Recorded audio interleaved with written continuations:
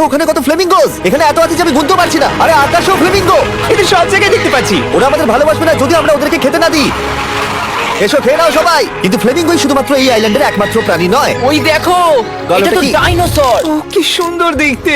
এবং বিশ্বাস করা খুবই কঠিন যে এই টার্টেলগুলো প্রায় 200 বছর ধরে বেঁচে আছে। মিস্টার টার্টেল, আমার নাম হলো জিমি। যদি আমার সন্তানের সন্তান এখানে আসে, ওদেরকে বলবে আমি খুব ভালো ছেলে ছিলাম। তারপর আমাদের এই আইল্যান্ডে থাকা অনেক লিমার্সদের সাথে দেখা হলো। এগুলো খেয়ে নাও। জিমি, তুমি কি দেখেছো তোমার মাথায় দুটো লিমার হ্যাঁ, বসে আমি আছে? জানি তাই আমি নড়ছি না। আমি কিছু ওদেরকে খাবার দিয়ে সরাও। দিই এখানে। আরে দিও না।